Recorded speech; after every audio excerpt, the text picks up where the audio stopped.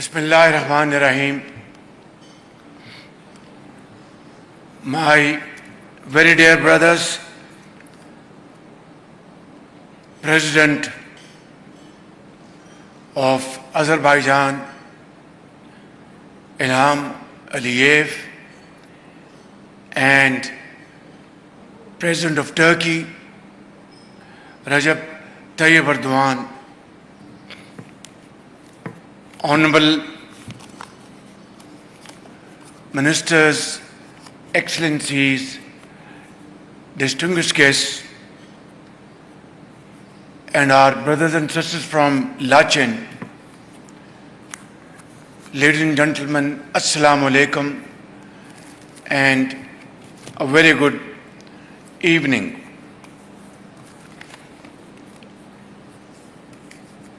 My dear brother President Ilham Aliyev, it is a sheer coincidence that today we are celebrating Azerbaijan's independence, and today we are celebrating when Pakistan became a nuclear power on 28 May 1998.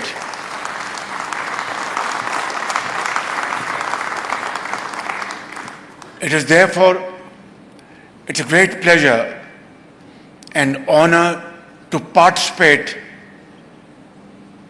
in this celebration event, and my heartfelt congratulations to you, my dear brother President Ilham, and to our brothers and sisters in Azerbaijan. And what a great honor to be here on a day of Azerbaijan's independence, here in this beautiful mountainous city of Lachen, which under your great leadership and dynamic vision that you've been able to liberate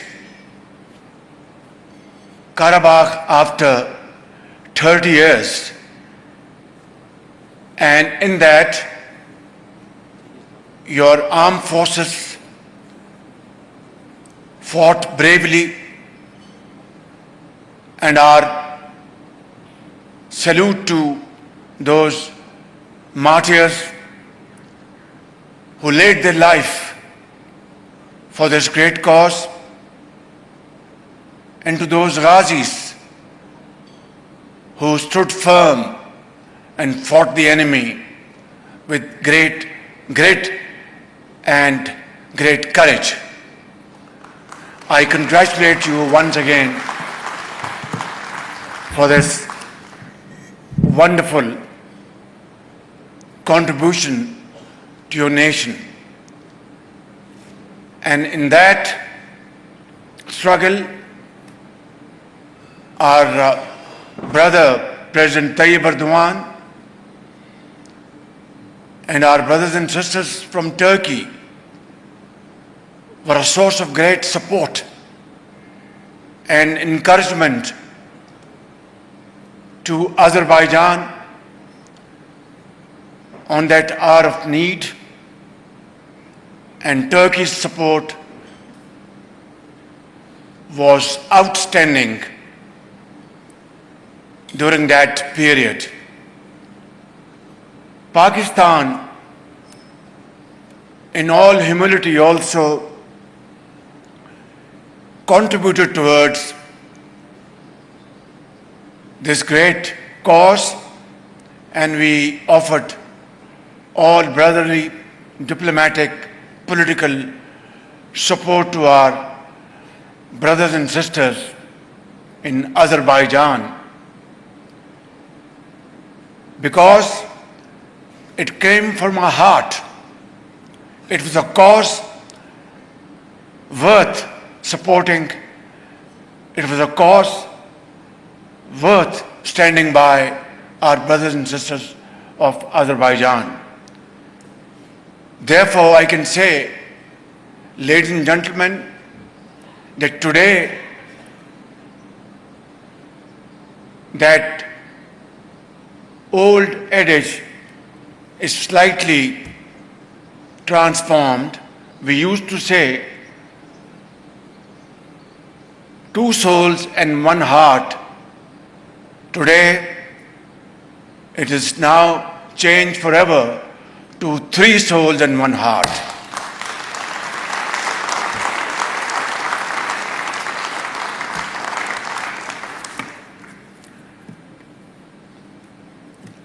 Ladies and gentlemen, Pakistan has just been able to overpower an enemy in the last few weeks, which is 5 times more populated than Pakistan, which is many times stronger in economic terms than Pakistan, and which has spent over decades hundreds of billions of dollars to purchase world's latest weapons, ammunition, fighter planes, and modern technology. On 22nd of April this year, in Pahalgam, a part of occupied Jammu and Kashmir, 26 people were killed, and it was a very sad incident. Unfortunately, India wasted no time to level false allegations against Pakistan and tried to concoct facts and convey a message to the world that Pakistan is involved in this so-called Pahalgam incident. We offered immediately, without wasting time, an international inquiry commission to investigate this matter in a very transparent and credible fashion. But in response, India attacked Pakistan, killing 33 innocent Pakistanis, and out of which there were children. We offered namaz-e-janaza of a 6-year boy who was martyred by Indian aggression, and there were women and elderly person, and 55 Pakistanis were injured. Ladies and gentlemen, we had to respond in defense of Pakistan, and within no time, our formidable Air Force downed 6 Indian planes, 4 Rafale French-made planes, 1 MiG-29 and another plane, and then a drone. And we conveyed a message to India that Pakistan is a very peace-loving country, wants to promote peace and progress and prosperity in the region. But if come to the point of attacking Pakistan, then we will respond with fullest might. And then, ladies and gentlemen, we, on 9th and 10th night, we decided to respond in a measured fashion to Indian aggression, and we had decided that at 4:30 in the morning after Fajr prayers, Pakistan armed forces, led very ably by our Field Marshal, Chief Army Staff sitting here, Sayyid Asim Munir, to teach a lesson to our enemy. But before that hour reached, India again launched missile attacks, BrahMos, and hit Pakistan's various provinces, including airport in Rawalpindi and other places. Our Chief of Staff, who's sitting here in the first, Field Marshal, could you kindly stand up, and I would like to introduce you to the...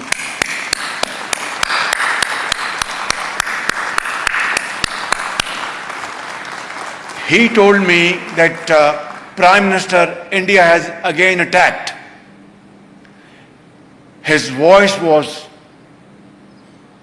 conveying unshakable confidence. He was absolutely resolved, calm, but then absolutely clear that we will have to now teach our enemy a lesson of their life. And then, ladies and gentlemen, we attacked Indian military installations, not civilians. That's the stark comparison between us and them. They went for innocent civilians, martyred them. We went for their military installations and gave them a befitting reply. By 9 a.m. in the morning, Field Marshal rang me again and said, Prime Minister, India has approached Pakistan for a ceasefire. What are your instructions?